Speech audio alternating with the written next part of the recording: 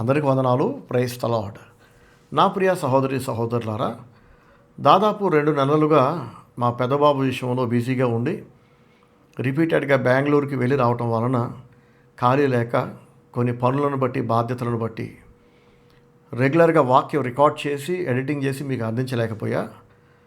సరే, రెగ్యులర్గా రికార్డ్ చేసి అందించలేకపోయినా ఇంతకు ముందు సంవత్సరాలలో యూట్యూబ్ ద్వారా మీకు అందించిన సందేశాలని వాటినే మళ్ళీ రీఅప్లోడ్ చేసి అందించడం జరిగింది.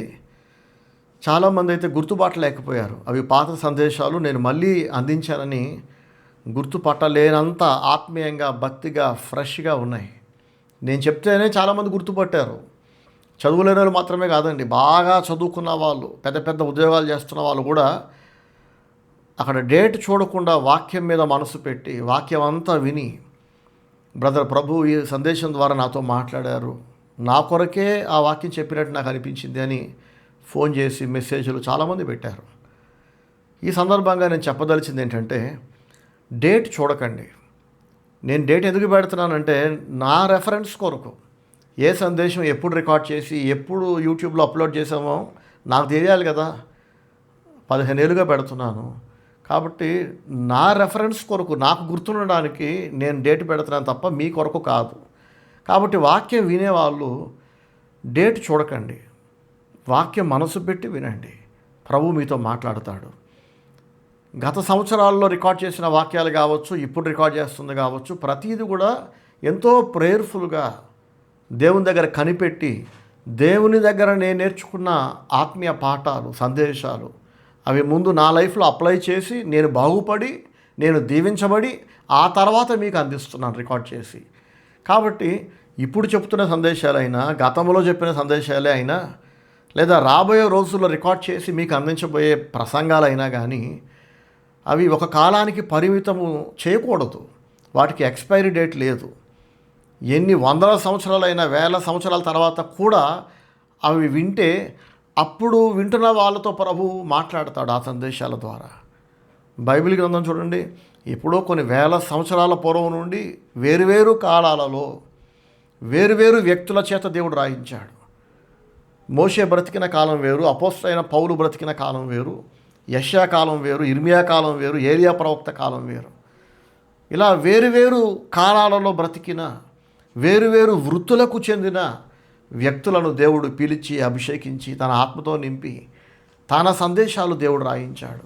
అవన్నీ ఒకేసారి వ్రాసినట్టుగా మనకు అనిపిస్తుంటాయి. చూడండి, ఒకే వ్యక్తి చేత వ్రాయబడ్డట్టు, ఒక దండలోని పూలు పేర్చబడ్డట్టు చక్కగా ఒకే సందేశాన్ని ఎట్లా సాధ్యం అంటే, వ్రాసిన వ్యక్తులు వేరువేరు వ్యక్తులైనా వేరువేరు కాలాల్లో రాసినా కానీ వ్రాయించిన దేవుడు ఒక దేవుడే కదా. కాబట్టి ఆ గ్రంథాలలో మనం ఒకే సందేశాన్ని చూడొచ్చు. దేవుని ఆజ్ఞలు మనకి ఒకేలా అనిపిస్తాయి. కాబట్టి గత సంవత్సరాలలో రికార్డ్ చేసిన సందేశాలు రాబోయే రోజుల్లో కూడా నేను మళ్ళీ అప్లోడ్ చేస్తుంటాను. ప్రభు నాతో మాట్లాడాలి, నేను బాగుపడాలి, నేను ఆత్మీయంగా ఎదగాలనుకునేవాళ్ళు, ఇంకా ఆత్మీయంగా ఎదగాలనుకునేవాళ్ళు డేట్ చూడకుండా ఆ సందేశాలు వినండి, మనస్సు పెట్టి వినండి.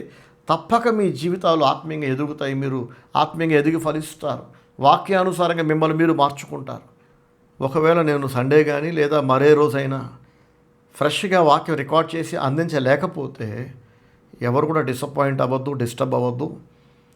యూట్యూబ్లో వాక్యం పెట్టలేకపోయినా క్రమం తప్పకుండా ఎవ్రీ సండే వర్షిప్ అయితే నేను వస్తున్నాను కదా. ఏ ఎండాకాలమైనా, వర్షాకాలమైనా, చలికాలమైనా ఆరాధన నేను మానట్లేదు. నమ్మకంగా వస్తున్నాను, ఫ్రెష్గా వాక్యం అందిస్తున్నాను, పాటలు పాడుతున్నాను, ఒక్కొక్కరితో కలిసి మాట్లాడుతున్నాను, ప్రార్థన చేస్తున్నాను, రొట్టె ద్రాక్షరసం అందిస్తున్నాను కదా. ఎంత బిజీగా ఉన్నా, ఎంత అలసిపోయినా ఆదివారం ఆరాధన మాత్రం నేను మానట్లేదు. కాబట్టి యూట్యూబ్లో లేదా ఫేస్బుక్లో, ఇన్స్టాగ్రామ్లో అప్పటికప్పుడు రికార్డ్ చేసిన మెసేజ్లు పెట్టలేకపోయినా ఎవరు డిసప్పాయింట్ అవ్వద్దు. పూర్తిగా చూడండి, పూర్తిగా వినండి. ఆ సందేశాలను షేర్ చేయండి, అందరికీ షేర్ చేయండి. వేరే వాళ్ళు కూడా విని బాగుపడినట్లుగా, వాళ్ళ ఆత్మ రక్షించబడినట్లుగా మీరు వింటున్న సందేశాలు అందరికీ షేర్ చేయండి. కొంతమంది దరిద్రులు, దౌర్భాగ్యులు ఉంటారు సమాజంలో. వీళ్ళు ఏం చేస్తారంటే, నేను చెప్తున్న ఈ సందేశాలు జాగ్రత్తగా విని రాసుకొని, రెఫరెన్స్లన్నీ రాసుకొని, ప్రతి ఎగ్జాంపుల్ రాసుకొని, ప్రసంగం అంతా రాసుకొని మరొక చోటుకి వెళ్ళి వాళ్ళేదో వాళ్ళ తెలివితో వాళ్ళ జ్ఞానంతో వాళ్ళు కనిపెట్టినట్టు వాళ్ళు నేర్చుకున్నట్టు అక్కడ చెప్తూ ఉంటారు. నాకు తెలుసు అలా చాలామంది చేస్తారని నాకు తెలుసు. కొంతమంది విషయం మాత్రం నా దాకా వస్తుంటుంది. కొంతమంది విశ్వాసులు నాకు చెప్తుంటారు, మా పాస్టర్ గారు మీ వాక్యాలన్నీ విని కాపీ కొట్టి మాకు చెప్తున్నారు, మాకు అర్థమైపోయిందని. కొంతమంది దెబ్బతిన్నాక వచ్చి వాళ్ళే చెప్తుంటారు, బ్రదర్ మేము ఒక తప్పు చేసాం, మీ విషయంలో దేవుని విషయంలో తప్పు చేసాం, మమ్మల్ని క్షమించండి అని అంటూ ఉంటారు.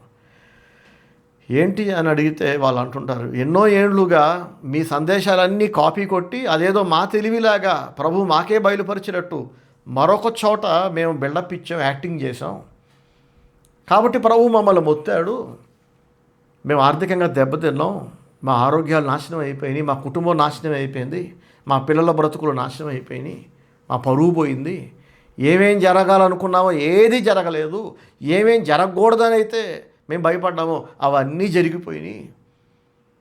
ఎందుకు ఇలా జరిగిందని ఆలోచిస్తే నా మనస్సాక్షి నన్ను గద్దిస్తుంది, నా మనస్సాక్షి వేలెత్తి నన్ను చూపిస్తుంది, ఒరే దొంగ, ఒసే దొంగదానా. అంటే స్త్రీలు కూడా ఉన్నారు ఇందులో, ఆడవాళ్ళని తక్కువ తినలా. చాలామంది దేవుడు సేవ కొరకు పిలవకపోయినా, దేవుడు చెప్పకపోయినా వాక్యం చెప్పాలని ఆరాటం ఉంటుంది చూడండి. కోరహు లాంటి బుద్ధి. కోరహును దేవుడు యాజకుడికి సహాయం చేసే పాత్ర దేవుడు అప్పగించాడు, ఆ బాధ్యత అప్పగించాడు. యాజకత్వాన్ని ఇవ్వలేదు, యాజకుడి దగ్గర సహాయపడే బాధ్యత దేవుడు అప్పగిస్తే ఈ కోరహు తనకివ్వబడ్డ పనితో సాటిస్ఫైడ్గా లేకుండా, సంతోషంగా తృప్తిగా లేకుండా అహరోను కుటుంబానికి ఇవ్వబడ్డ యాజకత్వాన్ని కోరుకున్నాడు. మోషే మీద అహరోను మీద తిరగబడ్డాడు. అప్పటికి మోషే చెప్తున్నాడు, ఒరే బాబు నువ్వు నా మీద తిరగబడట్లేదురా, అహరోనికి యాజకత్వాన్ని అప్పగించిన దేవుడే నీకు సహకారిగా బ్రతకమని ఆజ్ఞాపించాడు. ఇది నేను చెప్పింది కాదు, అది నా ప్లాన్ కాదు, నా బుర్ర కాదు, అది నా థాట్ కాదు. నువ్వెందుకు నా మీద కోపగించుకుంటున్నావు, నాతో ఎందుకు ఫైట్ చేస్తున్నావు?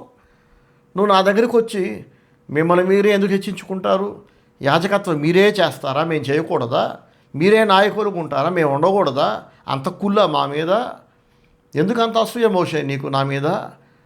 మీ అన్నయ్య కాబట్టి అహరోని యాజకుడిగా పెట్టేసుకున్నావు, ప్రధాన యాజకుడిగా పెట్టేసుకున్నావు, నువ్వు నీ ఇంట్లో వాళ్ళు మాత్రమే యాజకత్వం చేస్తారా, మమ్మల్ని తొక్కేస్తారా, పైకి ఎదగనివ్వరా, మా మీద కుళ్ళ అసూయ, మేము కూడా యాజకత్వం చేస్తాం, కొంతకాలం మీరు పరిచారకులు ఉండండి, కొంతకాలం నువ్వు మీ అన్నయ్య సహకారులు ఉండండి, ఇదిగో నేను నా స్నేహితులు కొంతమంది నాకు సపోర్ట్ చేయడానికి వచ్చారు, ఈ 300 మంది మేమంతా కొంతకాలం యాజకత్వం చేస్తాం అని మోషే మీద అహరోను మీద తిరగబడ్డారు. అప్పుడు మోషే అంటాడు, మీరు తిరగబడింది నా మీద కాదు, దేవుని మీద తిరగబడ్డారు, ఎందుకంటే మీకు బాధ్యతలు అప్పగించింది దేవుడు కానీ నేను కాదు. మోషే ఏ పని చేయాలి, అహరోన్ ఏం పని చేయాలి, కోరహు ఏం పని చేయాలి, మిర్యాం ఏ పని చేయాలి, యెహోషువ ఏ పని చేయాలి, అలా ఇవన్నీ నియమించితే దేవుడు, నేను కాదు.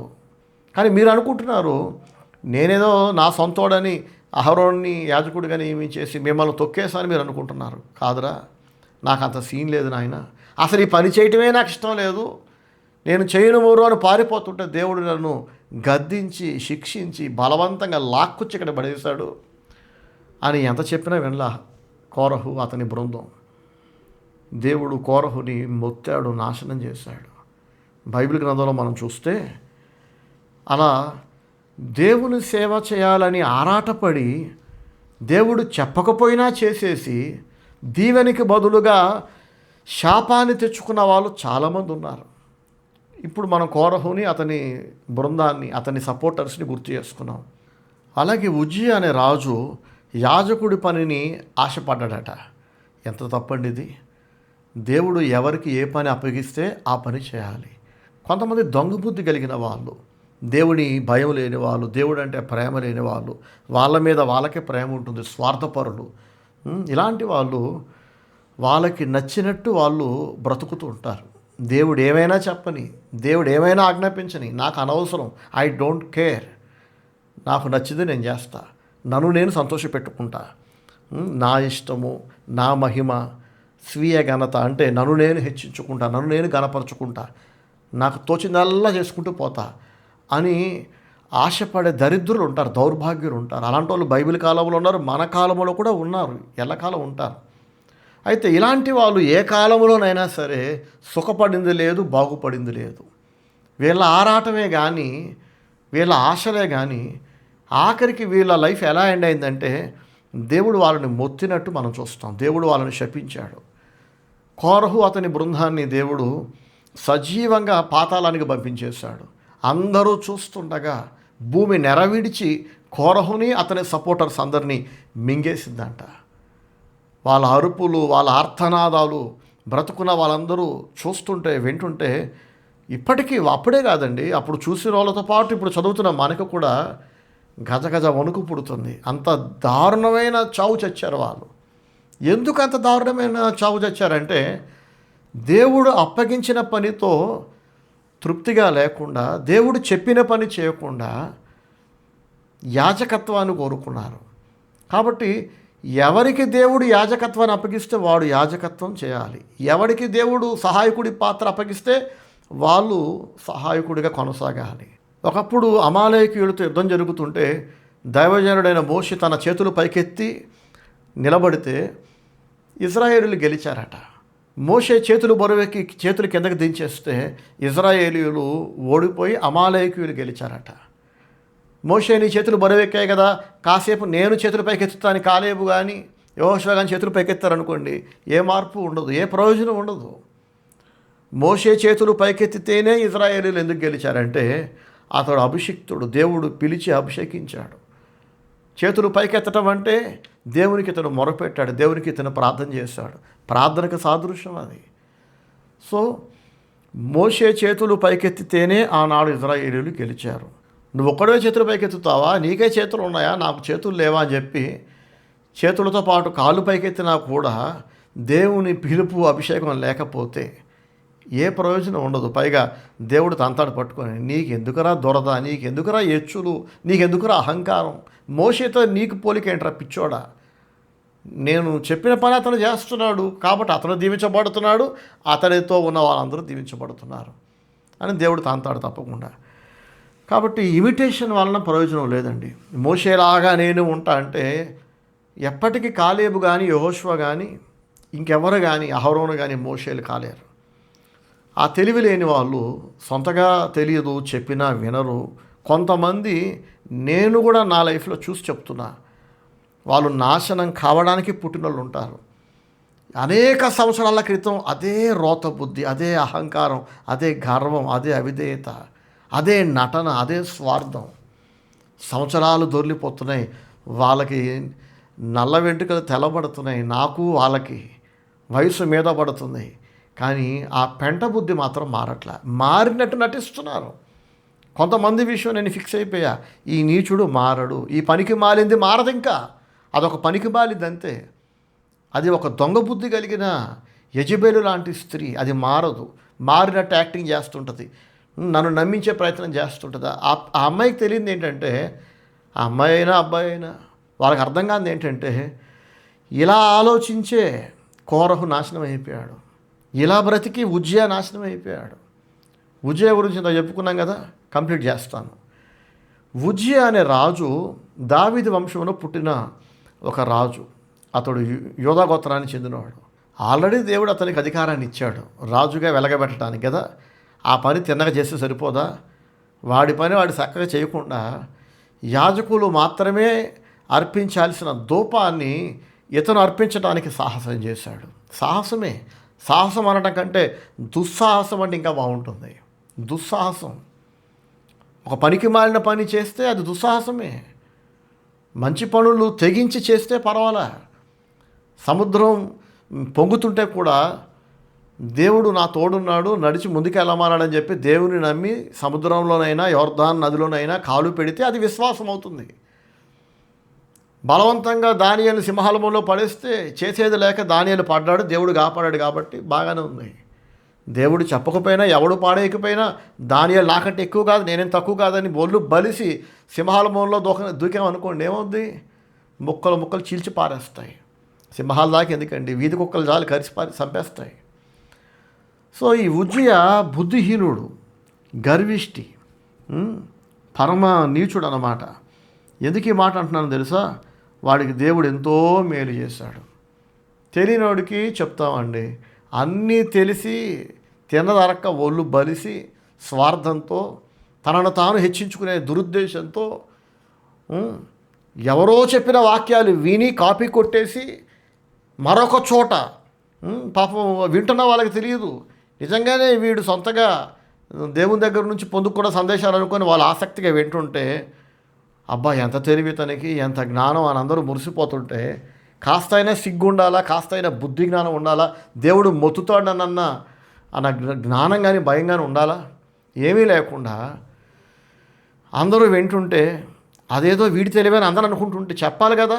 లేదండి, మాకు పాస్టర్ గారు ఉన్నారు, స్టీవెన్ శాస్త్రి అనే పాస్టర్ గారు ఉన్నారు. ఆయన తన సందేశాలన్నీ, ప్రభు దగ్గర నేర్చుకున్న పాఠాలన్నీ అందరి కోసం రికార్డ్ చేసి యూట్యూబ్లో అందిస్తున్నాడు.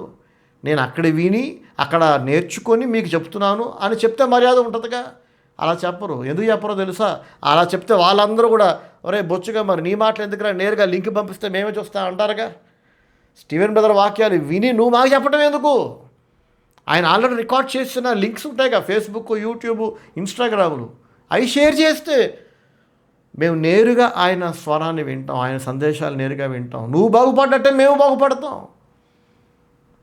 నువ్వు ఆయన మాటలు విని మళ్ళీ నువ్వొచ్చి మాకు చెప్పాల్సిన అవసరం లేదు అని వీడిని పక్కకి పెట్టేస్తారు కదా. మనుషులందరి హృదయాలు వాళ్ళ వైపు తిప్పుకోవాలనే దురాశ కలిగిన వాళ్ళు దేవుని సేవకుడిని ఎవరికి పరిచయం చేయరు. దేవుని సేవకుడి సందేశాలు అందరికీ అందేలాగా షేర్ చేయరు. చాలామంది వాక్యం వింటూ ఉంటారు, వాళ్ళ జీవితాలు బాగు చేసుకుంటూ ఉంటారు. విన్న వాక్యాలను వాళ్ళ తెలివిలాగా దేవుడు వాళ్ళకిచ్చిన సందేశాలలాగా మరొక చోట చెప్తుంటారు ఇలాంటి వాళ్ళే. సో ఇట్లాంటి వాళ్ళందరూ ఉజ్జియాకు పట్టిన గతి పడుతుంది వీళ్ళకు కూడా. నేను చూసి చెప్తున్నా. కొంతమంది వాళ్ళే వచ్చి ఒప్పుకుంటూ ఉంటారు. సరే, ఏం జరిగింది ఉజ్జియాకు అంటే, యాజకుడు అర్పించాల్సిన అర్పణ, ధూపార్పణ అతనే అర్పించడానికి సాహసం చేశాడు. తెలియదంటే వీడికి అన్నీ తెలుసు. ఎందుకంటే మనం చూస్తాం 2వ దినవృత్తాంతాలు 26వ అధ్యాయము 5వ వచనంలో ఇలా రాసుంటుంది, దేవుని ప్రత్యక్షత యందు తెలివి కలిగిన జకర్యా దినములలో అతడు దేవుని ఆశ్రయించాను. అతడు యెహోవాను ఆశ్రయించినంత కాలము దేవుడు అతన్ని వర్ధిల్ల చేశాను. చూసారండి, జకర్యా అనే ఒక అభిషిక్తుడి దగ్గర పెరిగాడు వీడు. ఉజ్జియా అనే రాజు తన ఊహ తెలిసింది మొదలుకొని ఒక యాజకుడి ఇంట్లో కొడుకులా పెరిగాడు. యాజకుడు పెంచాడు దేవుని భయంలో, భక్తిలో. తన హద్దులేంటి, తాను ఏం చేయాలి, ఏం చేయకూడదు, ఇవన్నీ యాజకుడు నేర్పించాడు. ధర్మశాస్త్రం అంతా తెలుసు ఉజ్జియాకి. దేవుడు లేవీయులను తన సేవకులకు ఎన్నుకున్నాడని ఉజ్జియాకి తెలుసు. లేవీయుల పని లేవీయులు చేయాలి, యాజకుల పని యాజకులు చేయాలి, రాజు తన పని తాను చేయాలని ఉజ్జియాకి తెలుసు. కానీ తనది కాని పనిని, దేవుడు తనకు అప్పగించని పనిని, లేవీయులకు యాజకులకు మాత్రమే దేవుడు అప్పగించిన పనిని ఇతను చేయాలనుకున్నాడు. ఉజ్జియాకు తెలియదా? కోరహు ఇలాగే ఆశపడితే వాడి అంతం ఏమైందో ఉజ్జియా చదివి ఉండడా చెప్పండి? ఆల్రెడీ చదివే ఉంటాడు కదా, తెలుసుకుని ఉండుంటాడు కదా, జకర్యా ప్రవక్త వాడికి చెప్పి ఉండుంటాడు కదా. కానీ వీడిలో మాత్రం మార్పు లేదు. అందుకే అంటున్నాను, నాశనానికే పుట్టినోళ్ళు ఉంటారు కొంతమంది. ఇక వాళ్ళు మారరు, చెప్పినా మారరు, తిట్టినా మారరు, దేవుడు తన్నినా మారరు, దేవుడు మొత్తినా మారరు. వీళ్ళతో కలిసి ఉంటున్న కారణానికి, లేదా వీళ్ళ కడుపును పుట్టిన పాపానికి, వీళ్ళని కట్టుకున్న పాపానికి వాళ్ళ భార్యనో భర్తనో, లేదా వాళ్ళ పిల్లలు, వాళ్ళ తల్లిదండ్రులు, వాళ్ళ తోడబుట్టిన వాళ్ళు, వీళ్ళు కూడా నాశనం అయిపోతారు. వీళ్ళకి భవిష్యత్తు ఉండదు ఇంకా. అందుకే మీ కుటుంబంలో ఎవరైనా దేవుని సేవ చేయాలని ఆరాట పడుతుంటే, దేవుని పిలుపు లేకుండా మీ భర్త కానీ, లేదా మీ భార్య కానీ, మీ అన్నయ్యో తమ్ముడో, మీ నాన్నో, లేదా మీ కడుపును పుట్టిన మీ కొడుకు, వాడికి దేవుని సేవకు పిలుపు లేదండి, అయినా ఉబరాట పడుతున్నాడు, ఆరాట పడుతున్నాడు. మీకు తెలుసు, పాస్టర్ గారు ఆల్రెడీ 100 సార్లు కాదు 1000 సార్లు ఆ దరిద్రుడికి చెప్పాడు, ఒరే నీకు దేవుని సేవకు పిలుపు లేదు, నువ్వు సేవలో సహకారం ఉండాలి అని 100 సార్లు చెప్పాడని మీకు అందరికీ తెలుసు, కుటుంబీకులకి. అప్పుడు మీరేం చేస్తున్నారు? మీరు ఆపాలి కదా, మీరు ఎంకరేజ్ చేయకూడదు కదా, గద్దించాలి కదా.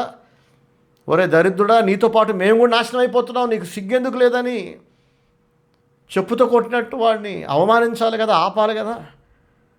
సో ఆపకపోతే ఏమవుతుందంటే, మళ్ళీ చెప్తున్నాను, ఆ వ్యక్తితో పాటు కుటుంబం అంతా నాశనం అయిపోతుంది.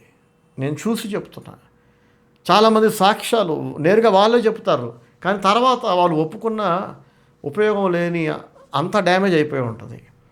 తర్వాత చెప్తారు, బ్రదర్ మీరు చెప్పినవే వినలేదు, పరిగెత్తాం పాపులారిటీ పిచ్చితో, అందరికీ మా ముఖం తెలియాలి, మా పేరు తెలియాలి, మేము ఒక పాపులర్ సెలబ్రిటీ లాగా అందరిలో చలామణి అవ్వాలని మనుషుల మెప్పు కోరి మమ్మల్ని మేము హెచ్చించుకోవడం కొరకు మీరు వద్దన్నా కానీ చాలామందికి వాక్యం చెప్పి, చాలామందికి ప్రార్థన చేసి, దేవుని సేవకుడు అవతారం ఎత్తి పిచ్చి చేష్టలు అన్నీ చేసాం మీకు తెలియకుండా. కొంతమంది అయితే ఆ పిచ్చితో నన్ను వదిలేసి వెళ్ళిపోతారు.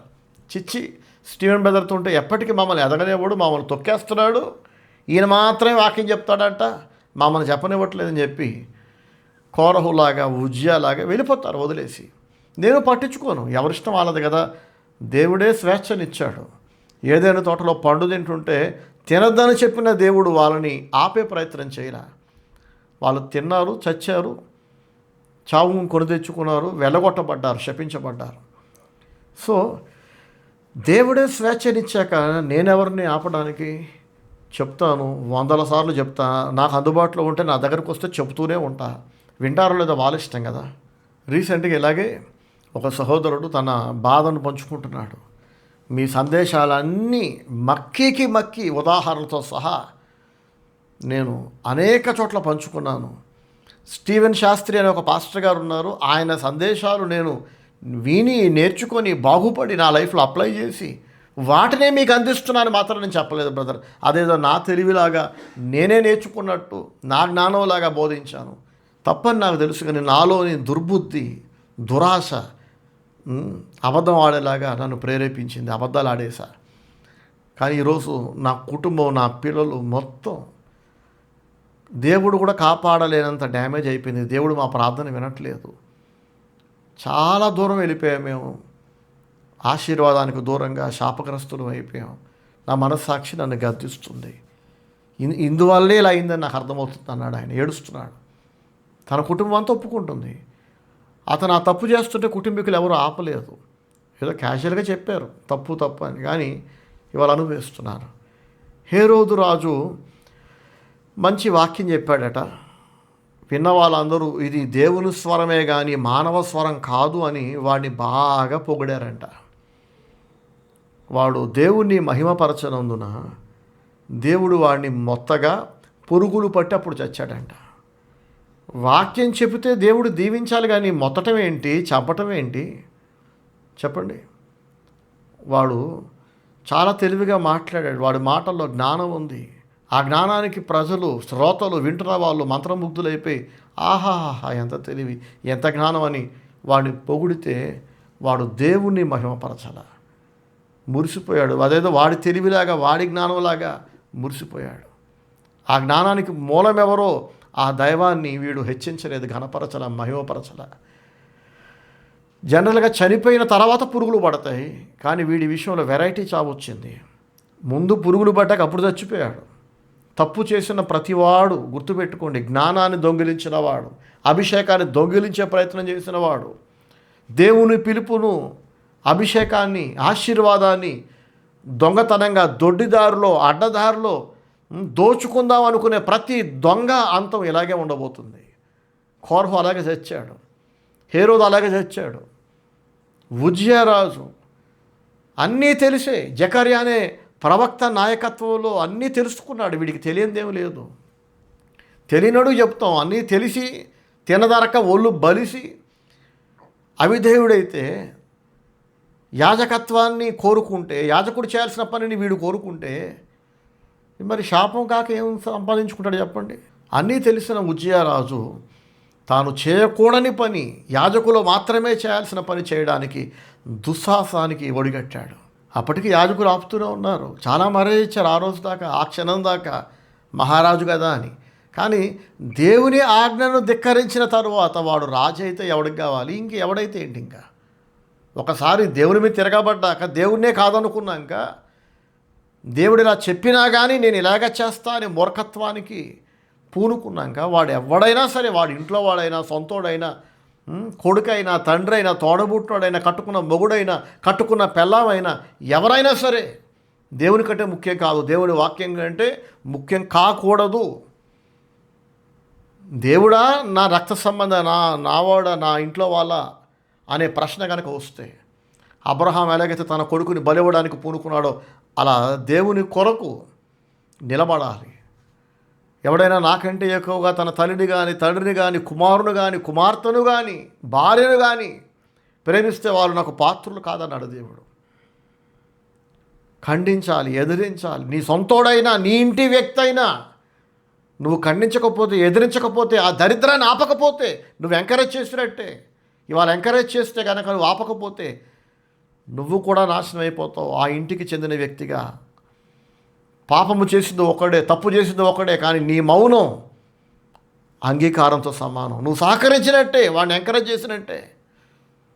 పెళ్ళై పిల్లలున్న స్త్రీలు చాలామంది మూసుకొని మొగుడిని పిల్లల్ని చూసుకోకుండా, వాళ్ళ ఉద్యోగాలు వాళ్ళు చేసుకోకుండా, వాళ్ళ పనులు వాళ్ళు చేసుకోకుండా తగుదనమ్మా అని బయలుదేరిపోయి అందరిలోకి జొరబడి దేవుడు చెప్పకపోయినా ఒక ప్రవక్త్రిలాగా, ప్రాఫిటెస్ లాగా వేషాలు వేసి వాళ్ళకి చెడ్డ పేరు తెచ్చుకొని, దేవుడి నామానికి చెడ్డ పేరు తెచ్చి పిల్లల జీవితాన్ని నాశనం చేసేసి కంపు చేసుకొని ఆఖరణ పోలీస్ కేసులు నెత్తినేసుకొని తర్వాత వచ్చి స్టీవెన్ అన్న మీరు చెప్పినట్టు వినుంటే ఇవాళ నా బతికిలు అయ్యేది కాదు, నా పిల్లల బతికిలు అయ్యేది కాదు అని ఏడుస్తుంటారు. అలాంటి వాళ్ళందరికీ గతంలో నేను చెప్పా, ఇప్పుడు మళ్ళీ చెప్తున్నా. ఒకసారి నేను వద్దు అన్నాక మీరు బుద్ధి గడ్డి తిని నాకు తెలియకుండా పెట్ట పనులు ఏమైనా చేస్తే మీ చెప్పు తీసుకొని మీరే ముఖం మీద కొట్టుకోండి. సిగ్గు ఉండాలి కదా. ఒక దైవజనుడు వద్దు అన్నాక ఏంటి ఆరాటం మీకు? ఎందుకు ఆ పిచ్చి వేషాలు? సరే, ఉజ్జియా సంగతి ఏమైందంటే యాజకులందరూ వచ్చి ఏయ్ ఉజ్జియా ఆగు అన్నారు. ఒక రాజుని రాజా అనకుండా గౌరవాన్ని విడిచిపెట్టి మర్యాద గాలికి వదిలేసి ఇంకా ఆడికి మర్యాద ఏంటి? ఇంకా తప్పని తెలిసి కూడా తప్పు చేస్తున్నాడికి మర్యాద ఏంటండి? ఇంకా ఏయ్ ఉజ్జియా నువ్వు ఎలా మా పని చేస్తావు? యాజకుడు మాత్రమే చేయాల్సిన పని నువ్వు ఎలా చేస్తావు అని గట్టిగా గద్దించారంట. చూడండి, 2వ దినవృత్తాంతాలు 26వ అధ్యాయం 16వ వచనం రాసి ఉంటుంది. అయితే అతడు స్థిరపడిన తరువాత అతడు మనస్సును గర్వించి చెడిపోయాను. స్థిరపడ్డాక వచ్చే దరిద్రాలు ఇవన్నీ. కడుపు కాలుతున్నంత వరకు జోబులో డబ్బులు లేవు, నెమ్మది లేదు, లైఫ్లో సెటిల్ అవ్వాల, పిల్లలు ఇంకా లైఫ్లో సెటిల్ అవ్వాల, చాలా భారాలు, బాధ్యతలు, కష్టాలు నెత్తినీళ్ళు ఉన్నప్పుడు అమాయకంగా మొహాలు పెట్టి ఎలా చెబితే అలా వింటాం బ్రదర్ అంటుంటారు. దేవుడు కాస్త నెమ్మదివ్వగానే, కొంచెం పిల్లలు అప్పుడప్పుడు సెటిల్ అవుతూ ఉండగానే, ఇంకా పూర్తిగా సెటిల్ అవ్వాలా, ఇంకా సెటిల్ అవ్వాలి, ఇంకా అయినట్టు కాదు, కొంచెం నెమ్మది, కొంచెం సెటిల్ అవ్వగానే ఒళ్ళు బలిసిన వేషాలు, మాట వినరు. చాలామంది మాట వినరు. గర్వపు చూపులు, గర్వపు మాటలు. నెక్స్ట్ జరిగేది ఏంటో నాకు తెలుసు. దేవుడు బండకేసి బాధితే మొత్తం పులుసు కారిపోద్ది. కొన్ని రోజుల తర్వాత మళ్ళీ బిక్క మొఖాలు వేసుకొని, మళ్ళీ సిగ్గులేని మొఖాలు వేసుకొని ఉసిమంటే ఇలా వస్తారు. అలా వస్తారని కూడా నాకు తెలుసు మరి. ఎందుకంటే మునుపు జరిగిందే మరలా జరుగును, సూర్యుని కింద కొత్తది ఏదీ లేదు. స్థిరపడిన తరువాత అతడు మనస్సున గర్వించి చెడిపోయాను. అతడు ధూపపీఠము మీద ధూపము వేయుటకై యెహోవా మందిరములో ప్రవేశించి తన దేవుడైన యెహోవా మీద ద్రోహము చేయగా. ఆహా, ఎంత గొప్ప వర్ణన! ధూపము వేయటము ద్రోహం అంట. ఎందుకని? యాజకుడు ధూపము వేస్తే అది ఆశీర్వాదం, అది విధేయత, అది దేవుని ఆజ్ఞను గౌరవించటం. యాజకుడు కానివాడు యాజకుని పని చేస్తే అది ఆశీర్వాదం కాదు, అది విధేయత కాదు, అది తిరుగుబాటు, అది దేవుని మీద ద్రోహం చేయటం. మళ్ళీ చదువుతున్నా. అతడు స్థిరపడిన తరువాత మనస్సున గర్వించి చెడిపోయాను. అతడు ధూపపీఠము మీద ధూపము వేయుటకై యెహోవా మందిరములో ప్రవేశించి తన దేవుడైన యెహోవా మీద ద్రోహము చేయగా, యాజకుడైన అజర్యాయు అతనితో కూడా ధైర్యవంతులైన యెహోవా యాజకులు 80 మందియు అతని వెంబడి లోపలికి పోయిరి. వారు రాజైన ఉజ్జియాను ఎదిరించి, ఉజ్జియా, యెహోవాకు ధూపము వేయుటకై ప్రతిష్ఠింపబడిన అహరోను సంతతి వారైన యాజకుల పనియే గాని నీ పని కాదు. ఏమంటున్నారండి వాళ్ళు?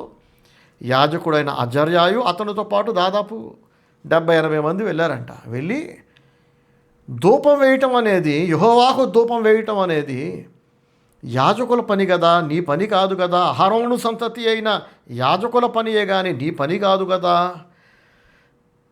ఇక్కడ ఒక ప్రశ్న, అది యాజకుల పని అయినప్పుడు, అహరోను సంతతి వారి పని అయినప్పుడు నీకేం పని రా అక్కడ? యాజకుడి పని నువ్వెందుకు చేద్దాం అనుకుంటున్నావు?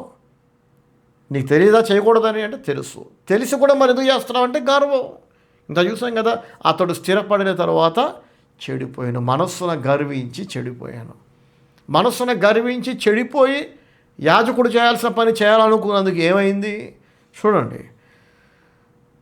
ఇంకేమంటున్నారు యాజకులు? యాజకుల పనియే కానీ నీ పని కాదు. పరిశుద్ధ స్థలములో నుండి బయటికి పొమ్ము, నీవు ద్రోహము చేసి ఉన్నావు. దేవుడైన యెహోవా సన్నిధిని ఇది నీకు ఘనత కలుగజేయదని చెప్పగా, ఏమంటున్నారు? ఇది నీకు ఘనత కలుగజేయదు, ఇది నీకు గౌరవాన్ని కలిగించదు, అది నీకు నెమ్మదిని, ఆశీర్వాదాన్ని, ఘనతనివ్వదు. మరేమిస్తుంది? నీకు అవమానాన్ని, శాపాన్ని, దరిద్రాన్ని తెచ్చిపెడుతుంది. దేవుడైన యెహోవా సన్నిధిని ఇది నీకు ఘనత కలుగజేయదని చెప్పగా, అప్పుడు ఉజ్జియా ఏం చేయాలండి? చెప్పినప్పుడు తప్పని తెలిసి తప్పు చేస్తున్నాడు. యాజకులు వచ్చి తప్పని చెప్పారు. బుద్ధి జ్ఞానం ఉన్నవాడైతే అప్పుడైనా మారాలి. తప్పు అయిపోయిందండి, అసలు ఇంత దూరం నేను రాకుండా ఉండాల్సింది. సాతాను నన్ను ప్రేరేపించాడు. యోధాను ప్రేరేపించలేదా సాతాను? యేసు ప్రభువుని శత్రువుల చేతికి అప్పగించమని సాతాను యోధాను ప్రేరేపించాడట. సాతాను ప్రేరేపణకు లోబడి ఆనాడు యోధా చేసినట్లు సాతాను ప్రేరేపిస్తే, రెచ్చగొడితే, అధికార కాంక్షతో కళ్ళు మూసుకుపోయి, గర్వంతో కళ్ళు మూసుకుపోయి, కోరహు అతని బృందం నాశనమయ్యేదాకా కుక్కతోక వంకర, బుద్ధి మారల, అలా చచ్చిపోయారు కానీ మారల. ఇప్పుడు ఉజ్జియా అప్పుడైనా మారచ్చుగా, దేవుడు ఛాన్స్ ఇచ్చాడు. మళ్ళీ పశ్చాత్తాపడి తప్పుని ఒప్పుకొని విడిచిపెట్టి బుద్ధి మార్చుకొని బ్రతుకుని మార్చుకునే అవకాశం దేవుడు ఇచ్చాడు. దేవుడు ఎప్పుడు ఇస్తాడు. ఈరోజు నా మాటలు వింటున్న ఉజ్జియా లాంటి, కోరహు లాంటి, హేరోదు లాంటి పాపిష్టి వెధవ జాతికి దేవుడు సందేశం ఇస్తున్నాడు. God is talking to you, God is calling you to repent, to leave your sins. నువ్వు మారితే మారకపోతే ఏమవుతుందంటే నువ్వు నాశనం అవుతావు, నీతో పాటు నీ కుటుంబం కూడా నాశనం అయిపోతుంది. నీకు ఘనత కలుగ చేయదని చెప్పగా, ఉజ్జియా ధూపం వేయుటకు ధూపార్తిని చేత పట్టుకొని రౌద్రుడై యాజకుల మీద కోపము చూపాను. చూడండి, తప్పు చేస్తున్నాడు. గరానా బిచ్చగాడు అంటారు చూడండి. కొంతమంది అడుక్కు తింటారు, అది కూడా ఎలాగ గర్వంగా అడుక్కు తింటారు. డోరు కొట్టి ఎవరున్నారా ఇంట్లో అని అడిగిన బిచ్చగాళ్ళని నేను చూసా. ఎవరో వచ్చారు, పెద్ద సార్లు వచ్చారని చెప్పి డోర్ ఓపెన్ చేసి ఎత్తుకు అడుక్కుతున్నట్టు అరుస్తున్నాడు, కేకలేస్తున్నాడు మా మీద. ఏంట్రా అరుస్తున్నావు? వచ్చింది అడుక్కు తినడానికి. నువ్వు మర్యాదగా బిచ్చమెత్తుకోవాలి, రిక్వెస్ట్ చేసుకోవాలి. నీ రిక్వెస్ట్లు చాలా పొలైట్గా ఉండాలి. ఏంటి అరుస్తున్నావేంటి, కేకలేస్తున్నావేంటి అంటే, ఎంతసేపు పిలవాలి, ఎంతసేపు డోర్ కొట్టాలి? అందుకే కోపం వచ్చి కర్రతో గట్టి కొట్టాడంట మా డోర్ నాడు. టేక్ డోర్ అంతా గీతలో పడింది. తన్నాలనిపిస్తుంది కదా అని. పైగా ఆడు అంటున్నాడు, నేను ముందే కొట్టలే డోర్ని, మెలగానే పిలిచా, గట్టిగా అరిసా, అయినా మీరు రాలేదు. కోపం వచ్చి కర్రతో కొట్టా అంటున్నాడు. ఆడిని ఏ చెప్పు తీసుకు తన్నాలి, ఎంత తన్నాలంటే? ఎవరైనా ఆ దరిద్రుడికి బిచ్చం వేస్తారా? ఏముంది ఇంట్లో అని అంటే, అసలు నీకు ఇవ్వటానికి ఏమీ లేదు, ఇవ్వం అంటే, నాకంటే బిచ్చగాల మీరు అంటున్నాడు. మళ్ళీ ఆడు ఏం చేశానని ఇప్పుడు నేను చెప్పను, ఏం చేయాలో అది చేస్తాను. మీరైతే ఏం చేస్తారా మాట్లాడితే? బిచ్చం వేస్తారా, చితక్ కొడతారా? రెండే ఆప్షన్స్ పెడుతున్నా మీ ముందు. బలుపుగా అరిసి డోర్ని కర్రతో కొట్టి నాకు బిచ్చమేయలేకపోతున్నారంటే, మీరు ఇంకెంత బిచ్చగాలు అన్నారనుకోండి, ఒకటి మెత్తగా తంతం పట్టుకొని ఫస్ట్ ఆఫ్ ఆల్. ఎందుకంటే వాడికి ఎలాంటి హక్కులు లేవు ఆ మనతో అలా మాట్లాడడానికి. రుబాబుగా బలుపుగా అడుక్కు తింటాకు వచ్చినోడు, మనల్ని పోషించడానికి వచ్చినోడు కాదు, మనల్ని బతికించడానికి వచ్చినోడు కాదు. ఒక ఆప్షన్ అంటే మెత్తగా తంతం. రెండవది సర్లే ఆడు ఎంత బలుపుగా మాట్లాడినా బెచ్చగాడు కదా అని జాలిపడి అనవేస్తాం. ఈ రెండిట్లో ఒక ఆప్షన్ నేను ఎంచుకున్నా, తెలివైన వాళ్ళైతే మీకు అర్థమవుతుంది. బ్రతుకులో ఇంకొకసారి వాడు ఏ డోర్ మీద కర్రబెట్టి కొట్టడు. ఇంకా మంచిగా దేహశుద్ధి చేసి పట్టుకొని పలుపుగా, గేరగా, అహంకారంగా, అంటే నాకు వేయటానికి మీకు లేదా, ఏం వండుకున్నా వాడు చెప్పాలంట. అందులో వాడు పప్పు, కూర, చికెన్, మటన్ అన్నీ చెప్పామనుకోండి, అందులో వాడు చెప్పినని బఫే పెట్టాలి ఆడికి. ఇంకా గరానా బిచ్చగాళ్ళు. పప్పు వేస్తే నెయ్యేది మీ అమ్మతో పంపుతా, మీ చెల్లేస్తుందా, మీ తాత వేస్తాడా అని అడిగే ఎదవలు ఉంటారు. ఇక్కడ ఉద్యోగాలు చేస్తున్నాడు, చేసింది ఒక తప్పుడు పని. ఈ చేసిన ఈ పాపిష్టి పనికి మళ్ళీ వీడికి రౌద్రపు చూపు, కోపంగా చూస్తున్నాడు. ఇలా కోపంగా చూశాడంట చేతిలో దుపార్తిని పట్టుకొని. అప్పుడైనా మారాలి కదండి, అప్పుడైనా పశ్చాత్తాపడాలి కదా. నేను రాజుని, నన్ను ఎదిరిస్తారా, జాగ్రత్త అని వార్నింగ్ ఇవ్వబోయాడు. ఏం జరిగిందంటే, ఉజ్జియా ధూపము వేయుటకు ధూపార్తిని చేత పట్టుకొని రౌద్రుడై యాజకుల మీద కోపము చూపాను. యెహోవా మందిరములో ధూపపీఠము ప్రక్కన అతడు ఉండగా యాజకులు చూచుచునే ఉన్నప్పుడు అతని నొసట కుష్ఠరోగము పుట్టెను. నొసట అంటే ఇక్కడ దాయలేని విధంగా, ఏ ఛాతీ మీదో, పొట్ట మీదో, నడుము దగ్గర, తొడ మీద అయితే ప్యాంటుతో కవర్ చేయొచ్చు, షర్టుతో కవర్ చేయొచ్చు. కవర్ చేయలేని విధంగా ఈ నొసటి మీద దేవుడు కుష్ఠరోగాన్ని పంపించాడు. అతని నొసట కుష్ఠరోగము పుట్టెను. ప్రధాన యాజకుడైన అజర్యాయు యాజకులందరూ అతని వైపు చూడగా అతడు నొసట కుష్ఠరోగము గలవాడై ఉండెను గనుక వారు తడవు చేయక అక్కడ నుండి అతనిని బయటికి వెళ్ళగొట్టిరి. ప్రైస్తలాడు, హల్లెలూయా. అందరూ కలిసి కుక్కను వెళ్ళగొట్టారు. వెళ్ళగొట్టారంట. ఎవరిని వెళ్ళగొట్టారు? వాళ్ళ రాజుని. ఎందుకు వెళ్ళగొట్టారు? ఈ రాజు తన పనిని మర్చిపోయాడు. తాను చేయకూడని యాజకుని పనిని కోరుకున్నాడు. సరే, కోరుకున్నాడు, తెలియక అన్నీ తెలిసే. యాజకుడు వచ్చి గద్దించారు, తప్పు చేస్తున్నావు, అప్పుడైనా మారాలి కదా. తిరగబడ్డాడు. దేవుడు వీడిని మొత్తాడు. ఎందుకు వెళ్ళగొట్టారంటే కంగారు పడ్డారంట. చూడండి, తడవు చేయక అక్కడి నుండి అతనిని బయటికి వెళ్ళగొట్టిరి. యెహోవా తన్ను మొత్తనని ఎరిగి బయటికి వెళ్ళుటకు తానును త్వరపడాను. ఇప్పుడు పరిగెడతాడట ఉజ్జియా గుర్తుపెట్టి. అందరూ వెళ్ళగొడుతుంటే కత్తి తీసి రండిరా యాజకులారా నరుకుతారట్లా. ఇప్పుడు పరిగెడతాడు, కంగారు పడుతున్నాడు వీడు కూడా. వాళ్ళేమో వెళ్ళగొట్టడానికి కంగారు పడుతున్నారు, వీడేమో వెళ్ళిపోవడానికి కంగారు పడుతున్నారు. చి వెళ్ళు అని కుక్కని వెళ్ళగొడుతున్నాం కదా, కర్ర పెట్టి, రాయి పెట్టి, అని చెప్పి. అలా వాళ్ళు కుక్కని వెళ్ళగొట్టుంటే వీడిని వెళ్ళగొడుతుంటే వీడు కూడా కంగారు పడుతూ పరిగెడుతున్నాడు, దారి ఇవ్వండి అని చెప్పి. ఎందుకనంటే ఆ కాలంలో కుష్ఠరోగుల్ని ఊరు బయటికి వెలివేసేవాళ్ళు. అది అంటువ్యాధి కనుక. కుష్ఠరోగులు దేవుడు నియమించిన ఒకే ఒక సమయంలో, ఆ టైమింగ్స్లో మాత్రమే వాళ్ళు ఊర్లోకి రావాలి. వచ్చేటప్పుడు వెనకాల ఒక తాటిమట్ట కట్టుకొని నేలకు ఆనేలాగా వీళ్ళు పరిగెడుతుంటే ఆ తాటిమట్ట శబ్దం చేస్తుంటుంది. ఆ శబ్దం వినగానే, ఆ తాటిమట్ట చేసే వెరైటీ శబ్దం వినగానే అందరికి అర్థమైపోయేది ఎవడో కుష్ఠరోగి వస్తున్నాడని.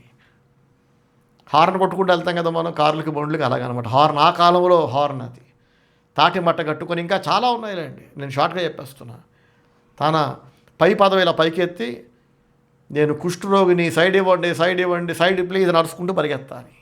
వాడు రాజైనా ఎవడైనా అంతే. ఊరి బయట వెలివేయబడి బ్రతకాల్సిందే. ఊరి బయట ఒంటరిగా బతకాలి. చచ్చేదాకా ఉజ్జియా ఊరి బయట బతికాడు. ఇంకా ప్యాలెస్లో లేడు, రాజులా లేడు. పోగొట్టుకున్నాడుగా. రాజరికం ఉంది, ప్యాలెస్లు ఉన్నాయి, ఆస్తులు ఉన్నాయి, పేరుకి ఆడే రాజు, కానీ ఊరు బయటికి వెళ్ళగొట్టబడ్డాడు. దేవుడు నీకు ఇవ్వాల్సింది ఇచ్చాడు, నీ స్థాయికి మించే ఇచ్చాడు. అడిగింది ఇచ్చాడు, అడగనిది ఇచ్చాడు.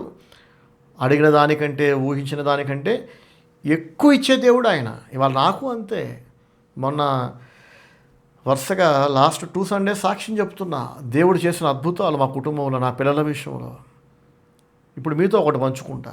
లాస్ట్ నైట్ మా పెద్దబాబు 2 ఏళ్ల క్రితం 2024 డిసెంబర్ నెలలో స్టేట్ లెవెల్ టెక్ ఫెస్ట్లో సెలెక్ట్ అయ్యాడు. స్టేట్ లెవెల్ సెలెక్ట్ అయ్యాడు. వెస్ట్ గోదావరి అండ్ ఏలూరు జిల్లాలకి ఒక్కడు సెలెక్ట్ అయ్యాడు. అది వీడే. ఏలూరు జిల్లా, పశ్చిమ గోదావరి జిల్లాలలో కంప్యూటర్ సైన్స్లో సెలెక్ట్ అయిన ఒక్కడు వీడు, ఆర్టిఫిషియల్ ఇంటెలిజెన్స్లో.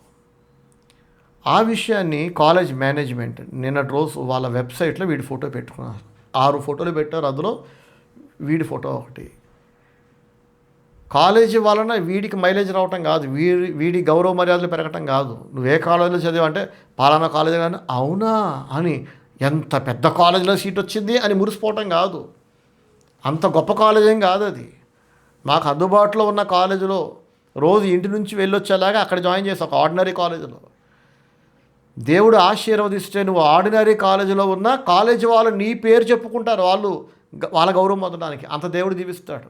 దేవుని ఆశీర్వాదం లేకపోతే బెస్ట్ కాలేజీలో నువ్వు అడ్మిషన్ తెచ్చుకున్నా కానీ అందరూ యాకమని ముఖం ఎత్తు అని వస్తారు, ఎదవా.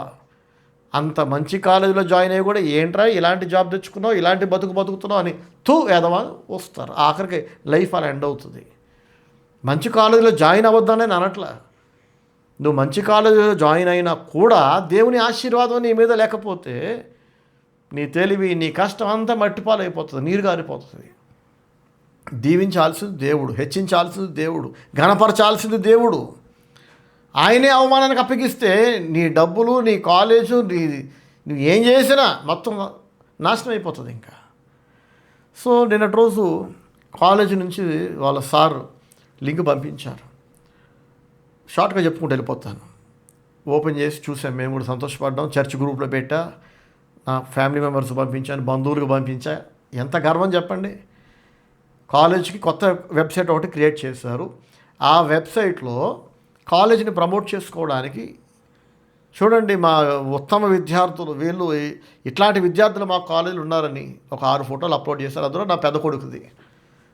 ఎంత సంతోషం అవుతుందో నాకు తండ్రిగా.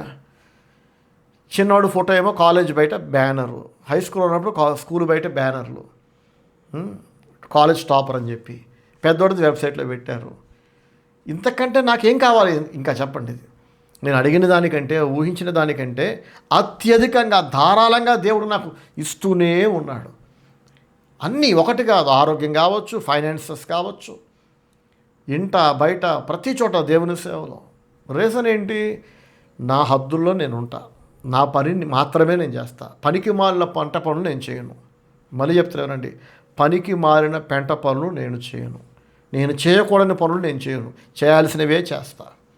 ఈ వాక్యం వింటున్న మీలో ఎంతమంది మీ లిమిట్స్లో మీరు ఉంటున్నారు, మీ హద్దుల్లో మీరు ఉంటున్నారు చెప్పండి. మీ పని కాని దానిని నెత్తినేసుకొని దానికి ఇంకేదో ఒక పనికి మాల కారణం చెప్పి నేను ఎందుకు ఇలా చేశారంటే నాకు ఇలా అనిపించింది, నాకు అలా అనిపించింది. నీకు అనిపించిందల్లా చేసుకుంటూ పోతావా? రేపటి రోజు నీకు న్యాయంగా అనిపించిందల్లా నువ్వు చేస్తూ పోయావు కదా, దీని పర్యవసానాలు నువ్వు అనుభవించక తప్పదు. వద్దు అంటే వద్దు, నో అంటే నో.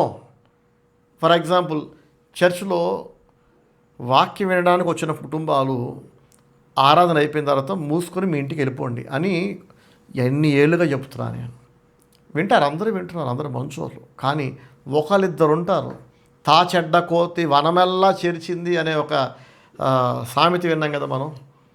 వాళ్ళు బాగుపడరు, మిగతా వాళ్ళని కెరుకుతూ ఉంటారు, డిస్టర్బ్ చేస్తుంటారు. వీళ్ళ హద్దుల్లో వీళ్ళు ఉండరు, వీళ్ళ లిమిట్స్లో వీళ్ళు ఉండరు. మీ ఏడిపేదో మీరు ఏడవచ్చు కదా, మీ సావు మీరు సావచ్చు కదా. మీ నెత్తిన 100 దరిద్రాలు ఉన్నాయి, 100 అవసరాలు ఉన్నాయి. వాటినే పీకలేకపోతున్నారు, వాటికే న్యాయం చేయలేకపోతున్నారు, వాటినే ఏడవలేకపోతున్నారు. మీకెందుకు చర్చిలో వేరే కుటుంబాల దరిద్రాలు, వాళ్ళ మీద ప్రేమను ఒకసారి, బాధను ఒకసారి, జాలని ఒకసారి. అంటే బుద్ధి, జ్ఞానము, సిగ్గు, శరము, తెలివి అనేవి ఉండవు ఇక మనకి.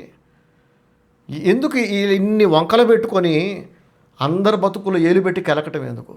మీ ప్రేమ వద్దు, మీ సహాయం వద్దు, మీ జాలి వద్దు. మీ బతుకు మీరు బతకండి. చర్చిలో పరిచయమైన పరిచయాలని అక్కడ వదిలేయండి. వాళ్ళతో మీకు స్నేహాలు వద్దు, బంధుత్వాలు వద్దు, క్లోజ్నెస్ వద్దు అని ఇంకెన్నిసార్లు చెప్తానండి. మనిషికో మాట గొడ్డుకో దెబ్బ అంటాం, గొడ్డు తంతేనే వింటుంది. ఇక దేవుడు కూడా అందుకే వెళ్ళి తంతుంటాడు. ఇలాగా వంకర పనులు చేసేవాళ్ళు ఉంటారు చూడండి. చర్చిలో పరిచయమైన పరిచయాలు ఉంటాయి కదా, నేను వద్దు అన్నాక కూడా గర్వం అంతే, బలుపు అంటారు దీన్ని, అహంకారం అంటారు. ఏదో ఒక సొల్లు రీజన్ చెప్తుంటారు, నేను ఎందుకు ఎలా చేశానంటే, ఎందుకు ఎలా, ఎవరికి కావాలి తక్కువ కారణాలు. నా పని నేను చేసుకొని వాక్యం చెప్పి ఆరాధన అయిపోయినాక నేను వెళ్ళిపోతున్నా. మళ్ళీ ఎప్పుడైనా సంఘస్థులకి ఫోన్ చేస్తున్నాను, నేను ఒక్క ఫోన్ కాల్ చేస్తున్నాను చెప్పండి. ఈ వాక్యం వింటున్న మీరు ఎవరికైనా ఎప్పుడైనా కాల్ చేశానా? చేయను, ఎవరికి కాల్ చేయను. విశ్వాసులకి వాళ్ళు ఎప్పుడు కాల్ చేసినా మాట్లాడతా. నా అంతటా నేను ఎవరికి ఒక ఫోన్ కాల్ చేయను, ఒక మెసేజ్ పెట్టను. రీజన్ ఏంటంటే ఎవరి జీవితాలలో నేను డిస్టర్బ్ చేయను. నా టైం నాకు ఎంత వాల్యుబులో మీ టైం కూడా నాకు అంతే వాల్యుబుల్. మీ టైం వేస్ట్ చేసే రైట్ నాకు లేదు. మీ సంఘ కాపరి హోదాలో, మీ పాస్టర్ గారి హోదాలో అయిన దానికి కాని దానికి ఫోన్ చేయటమో, మెసేజ్ పెట్టడమో, ఇది డైవర్షనే కదా మీకు మీ పనుల నుంచి. నేను అలాగైతే మిమ్మల్ని డిస్టర్బ్ చేయట్లేదు, మీరు కూడా నన్ను డిస్టర్బ్ చేయకూడదు. సంఘంలోని మిగతా కుటుంబాలు పచ్చగా ఉండేలాగా చూసుకునే బాధ్యత నాది మాత్రమే, మీది కాదు.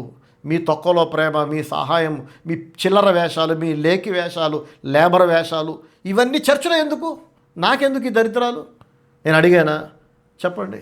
జస్ట్ ఇంతకే వాక్యం రికార్డింగ్ స్టార్ట్ చేయగానే బయట నుంచి ఎవరో పిలుస్తున్నారు, ఏమండి ఏమండి అని కేకలేస్తున్నారు.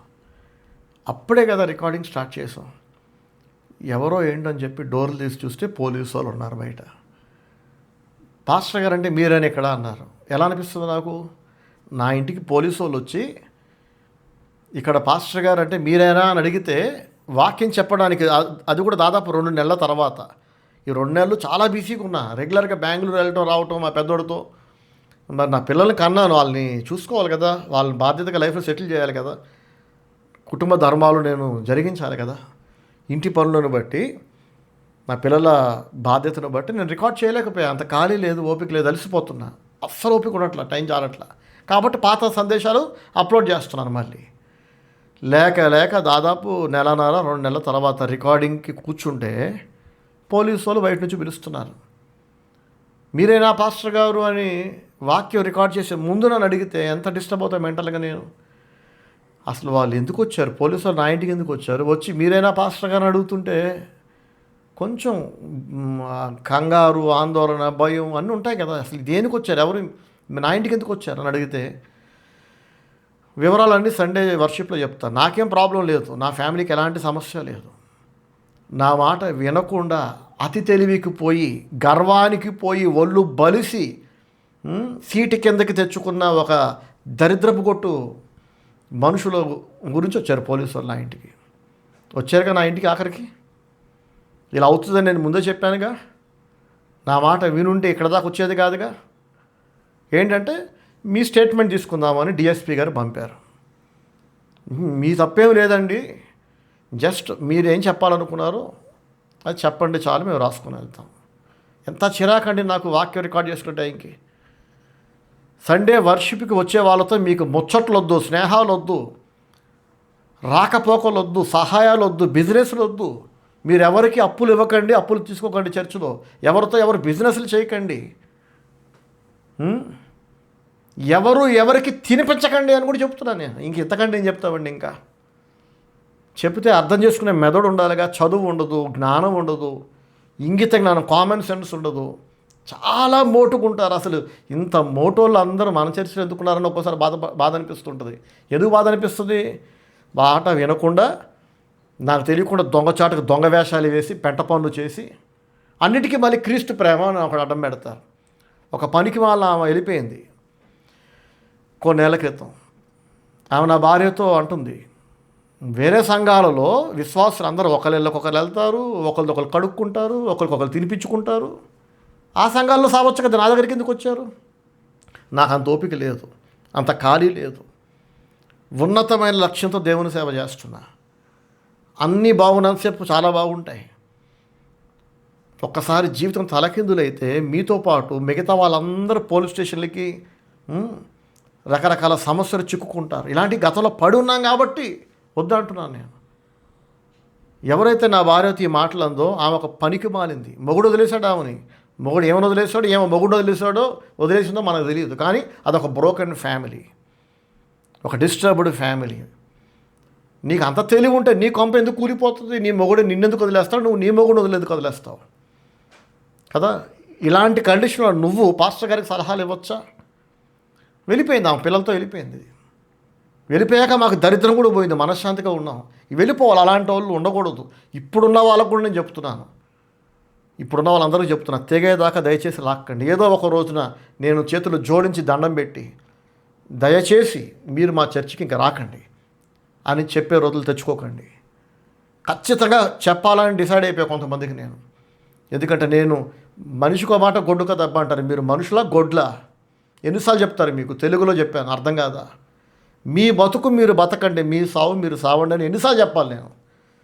మీకెందుకు ఆ దురద, ఎందుకు ఆ ఆరాటం? బతకలేరా? మీ ఫ్యామిలీతో మీరు బతకలేరా?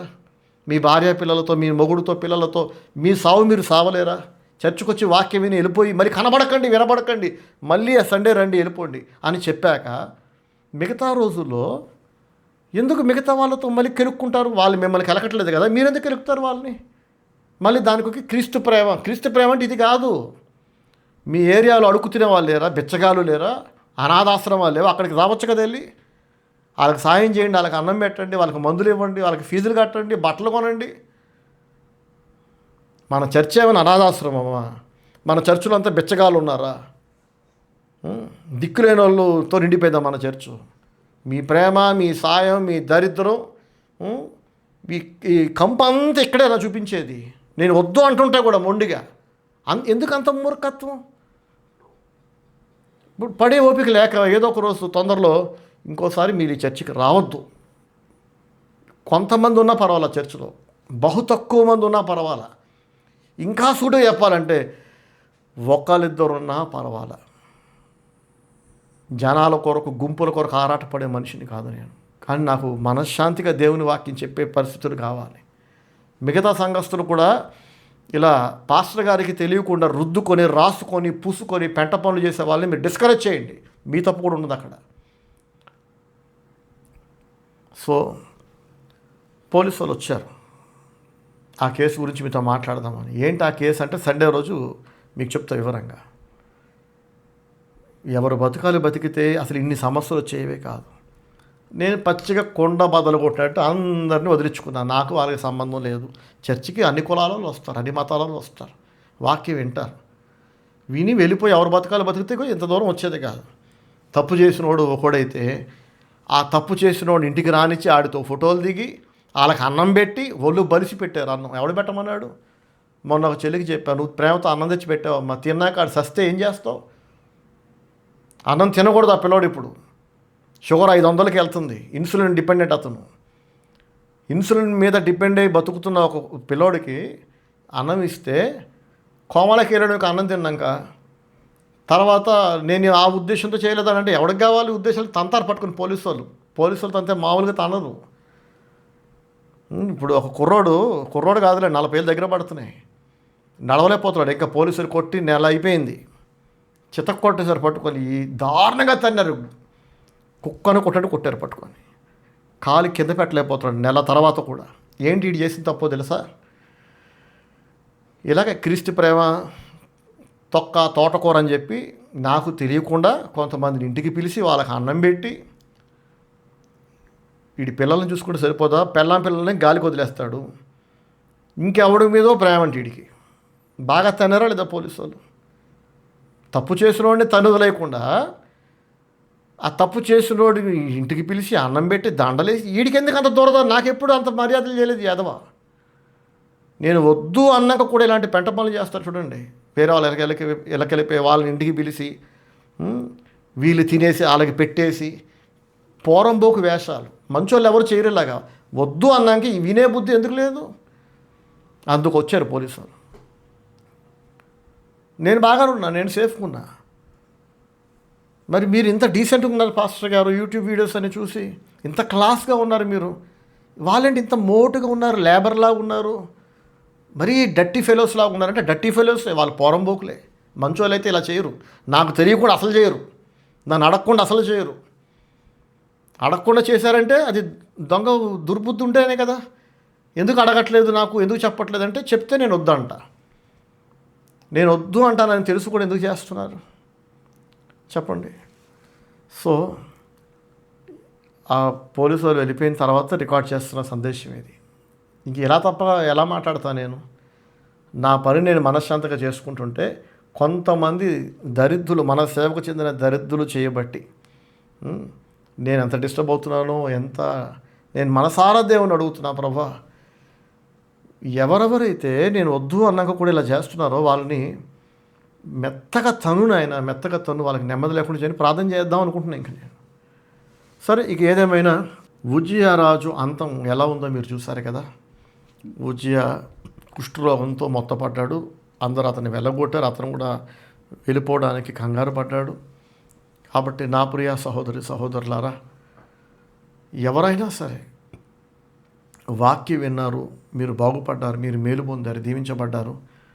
వేరే వాళ్ళకి మేలు చేయాలని మీరు కోరితే, వేరే పాస్టర్లకైనా సంఘ పెద్దలకైనా విశ్వాసులకైనా మీరు విన్న ఆ వాక్యాన్ని యూట్యూబ్ లింకులైనా, ఇన్స్టా లింకులైనా, ఫేస్బుక్ అయినా వాళ్ళకు షేర్ చేయండి.